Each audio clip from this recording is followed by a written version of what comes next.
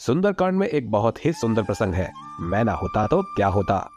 अशोक वाटिका में जिस समय रावण क्रोध में भरकर तलवार लेकर सीता माँ को मारने के लिए दौड़ पड़ा, तब हनुमान जी को लगा कि इसकी तलवार छीनकर इसका सर काट लेना चाहिए।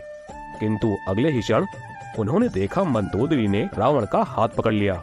यह देखकर वह गदगद हो गए। फिर सोचने लगे, यदि मैं आगे बढ़ता तो मुझे भ्रम हो जाता कि यदि मैं ना होता तो सीता जी को कौन बचाता। हमको भी ऐसा ही भ्रम हो जाता है, मैं ना होता तो क्या होता। परंतु ये क्या हुआ, सीता जी को बचाने का कार्य प्रभु ने रावण की पत्नी को ही सौंप दिया। तब हनुमान जी समझ गए कि प्रभु जिससे जो कार्य लेना चाहते हैं वह उसी से लेते हैं।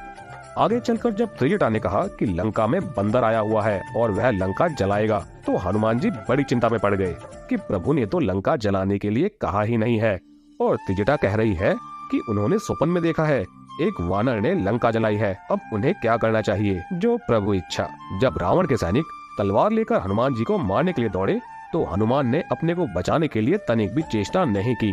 और जब विभीषण ने आकर कहा कि दूत को मारना अनीति है, तो हनुमान जी समझ गए कि मुझे बचाने के लिए प्रभु ने यह उपाय कर दिया है। आश्चर्य की प्रकाष्ठा तो तब हुई जब रावण ने कहा कि बंदर को मारा नहीं जाएगा, पर पूंछ में कपड़ा लपेटकर घी डालकर आग लगाई जाए।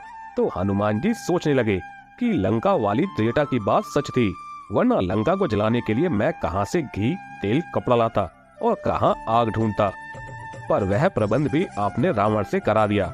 जब आप रावण से भी अपना काम करा लेते हैं, तो मुझसे करा लेने में आश्चर्य की क्या बात है। इसलिए सदैव याद रखें कि संसार में जो हो रहा है वह सब ईश्वरीय विधान है। हम और आप तो केवल निमित्त मात्र हैं। इसलिए कभी भी यह भ्रम ना पालें कि मैं ना होता तो क्या होता। जय श्री राम, जय हनुमान।